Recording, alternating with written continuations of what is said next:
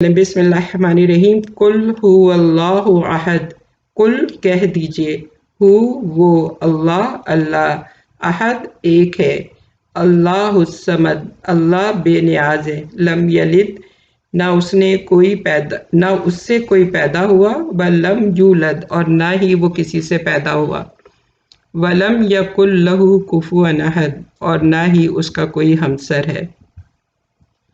معاذ بن عبداللہ بن خبیب رضی اللہ عنہ اپنے والد سے روایت کرتے ہیں کہ ہم ایک بارش والی اور اندھیری رات میں نکلے جبکہ ہم رسول اللہ صلی اللہ علیہ وآلہ وسلم کو ڈھونڈ رہے تھے تاکہ وہ ہمیں نماز پڑھائیں۔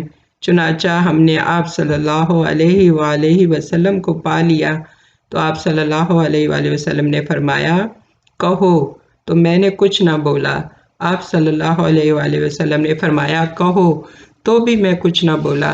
آپ صلی اللہ علیہ وآلہ وسلم نے پھر فرمایا، کہو۔ میں نے عرض کیا، اے اللہ کے رسول صلی اللہ علیہ وآلہ وسلم، میں کیا کہوں؟ آپ صلی اللہ علیہ وآلہ وسلم نے فرمایا، کہو، بسم اللہ الرحمن الرحیم، قل هو اللہ احد، اللہ الصمد، لم یلد ولم یولد ولم یکن لہ کفوا احد۔ اور معوذتین یعنی قل اعوذ برب الفلق اور قل اعوذ برب الناس، یہ تینوں آپ صلی اللہ علیہ وسلم نے فرمایا کہ یہ تینوں کہو، صبح شام تین بار یہ کہہ لو تو یہ ہر چیز سے تمہاری کفایت کریں گی۔ 3 دفعہ صبح 3 دفعہ شام، ہر چیز سے تمہاری کفایت کریں گی، یعنی کہ ہر چیز کے لیے کافی ہو جائیں گی۔ جب یہ 3 دفعہ ہم نے صبح پڑھ لی، 3 دفعہ رات کو شام میں پڑھ لی تو وہ ہر چیز کے لیے کافی ہو جائے گی، ہمیں پھر پریشان ہونے کی ضرورت نہیں ہے، اللہ تعالیٰ پھر ہمارے لیے کافی ہو جائے گا۔ حضرت عقبہ بن عامر رضی اللہ عنہ سے منقول ہے، انہوں نے کہا کہ رسول اللہ صلی اللہ علیہ وسلم نے مجھے حکم دیا تھا کہ میں ہر نماز کے بعد معوذات پڑھا کروں۔ معوذات الاخلاص، الفلق اور الناس ہے۔ معوذات کہتے ہیں تینوں کو، اخلاص، فلق اور ناس، اور معوذتین کہتے ہیں سورہ فلق اور سورہ ناس کو۔ وہ دو صورتیں ہیں، یہ 2 صورتیں جب آپ پروفیٹ صلی اللہ علیہ وسلم کو طبیعت خراب تھی تو یہ دونوں صورتیں نازل ہوئی تھیں، اور حضرت جبرائیل علیہ السلام نے فرمایا تھا کہ آپ یہ دونوں صورتیں پڑھیں اور اس سے اللہ تعالیٰ آپ کو شفا دے گا۔ تو جب سے یہ ہر چیز کے لیے ہیں، یہ شفا کے لیے بھی ہے۔ اس صورت کے 21 نام ہیں۔ اس صورت میں انسان توحید، ایمان اور اللہ کے الہ اور معبود ہونے کا خلوص سے دل سے اقرار کر رہا ہے۔ سورہ اخلاص، سورہ توحید، سورۃ الامان۔ اس صورت کے اہم نکات: اس صورت کو دل اور یقین سے پڑھنا توحید کی مضبوطی اور شرک سے لا تعلقی ہونا ہے۔ اللہ تعالیٰ کی وحدانیت کا اقرار کہ وہ ایک ہے، واحد ہے، اسے اپنی مخلوق کو بنانے یا اس کا نظام چلانے کے لیے کسی کی ضرورت نہیں۔ اللہ ذوالجلال بے نیاز ہے، اسے ہماری عبادت، اعمال اور استغفارات کی ضرورت نہیں۔ ساری مخلوق عبادت کرے یا نافرمانی، اس کی رحمت میں کمی نہیں آتی۔ ساری مخلوق اس کی محتاج ہے، اسے کسی کی حاجت نہیں۔ اللہ تعالیٰ اپنی ذات اور صفات میں کامل ہے، مکمل ہے۔ یہ سورہ عقیدہ تثلیث کی مکمل نفی کرتی ہے۔ تثلیث کہتے ہیں کہ جیسے جو لوگ اللہ کے ساتھ شرک کرتے ہیں تو وہ کہتے ہیں کہ خدا باپ بھی بنایا لوگوں نے، خدا کا بیٹا بھی ہے، خدا روح القدس، کہ خدا جو ہے وہ ایک ایسی روح ہے جو کہ روح القدس نام ہے، حضرت جبرائیل علیہ السلام کا قرآن میں نام آیا ہے، لیکن یہ لوگوں نے اپنی طرف سے اللہ کا اس طرح سے اللہ کے بارے میں کہتے ہیں۔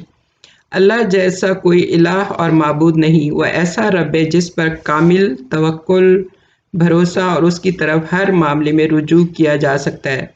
لیس کمثلہ شیء، اس کے جیسی کوئی مثال نہیں۔ اس صورت میں انسان توحید، ایمان اور اللہ کے الہ اور معبود ہونے کا خلوص دل سے اقرار کرتا ہے۔ سورہ اخلاص کے 21 نام آتے ہیں، جن میں سے چند یہ ہیں: سورۃ التوحید، عقیدہ توحید کو مضبوط کرنے والی۔ سورۃ الاخلاص، انسان کے دین کو خالص کرنے والی۔ سورۃ الاساس، مومن کے دین کی بنیاد ہے جو کہ ایمان باللہ ہے۔ سورۃ الامان، اس سے انسان اللہ کی امان و حفاظت میں آ جاتا ہے۔ اس صورت کے اہم نکات: اس صورت کو دل اور یقین سے پڑھنا توحید کو مضبوط اور شرک سے لا تعلقی کرتا ہے، پھر اللہ اس کی ضرورت بن جاتا ہے۔ قل هو اللہ احد، اللہ کی وحدانیت کا اقرار کہ وہ ایک ہے، اکیلا ہے، اس کو اپنی تخلیق کے کاموں میں یا کائنات کے نظام چلانے میں کسی کی ضرورت نہیں۔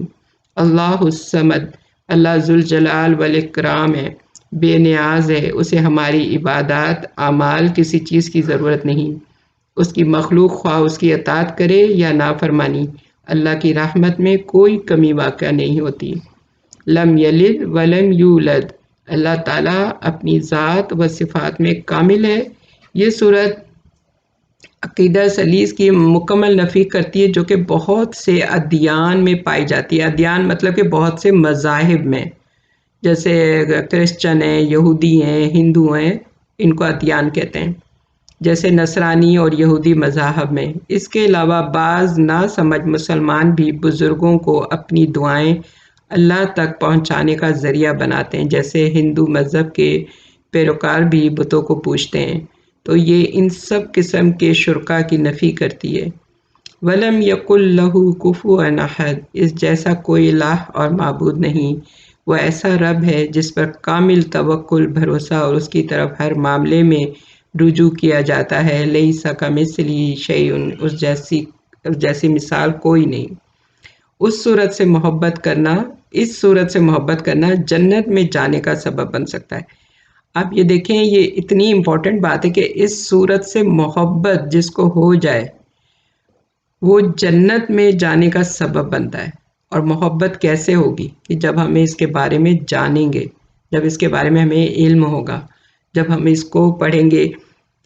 مجھے نام یاد نہیں ہے لیکن کوئی صحابہ تھے تو وہ کوئی سی بھی جب سورت پڑھتے تھے نماز میں تو اس کے ساتھ ان کو اتنی محبت تھی اس سورت سے کہ وہ اس قل هو اللہ احد لازمی کسی بھی سورت کے ساتھ ملا کے پڑھتے تھے۔ جیسے آپ نے سورہ البقرہ کی اگر کچھ آیات پڑھ لی ہیں تو اس کے بعد وہ قل هو اللہ احد پڑھ لیتے تھے، یا آپ نے کوئی بھی سورت پڑھی ہے اس سورہ اخلاص کے علاوہ تو اس کے بعد وہ لازمی سورہ اخلاص پڑھتے تھے۔ مطلب یہ ان کی محبت کی وجہ سے۔ جب ان سے پوچھا گیا کہ آپ ایسا کیوں کرتے ہیں تو انہوں نے کہا کہ مجھے اس سے اتنی محبت ہے کہ میں اس کے بغیر نہیں رہ سکتا، اس لیے میں اس کو ساتھ ملا کے پڑھتا ہوں۔ تو یہ ہوتی ہے محبت کہ انسان پھر اس چیز کو بھولے نہ۔ سنن ترمذی روایت میں نبی صلی اللہ علیہ وسلم سے یہ مقبول دعا ملتی ہے جس کے ذریعے مانگی گئی دعا قبول ہوتی ہے۔ اللہم انی اسألک بِأَنِّي أَشْهَدُ أَنَّكَ أَنْتَ اللَّهُ لَا إِلَهَ إِلَّا أَنْتَ الْأَحَدُ الصَّمَدُ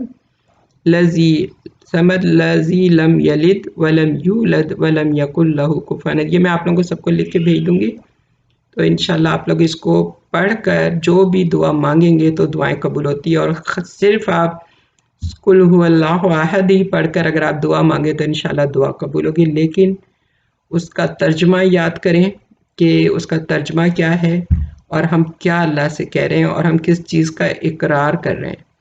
اللہ تعالی ہمارے اندر توحید کی مضبوطی عطا کرے، آمین۔ اللہ پر کامل یقین اور بھروسہ دے ہم سب کو، آمین۔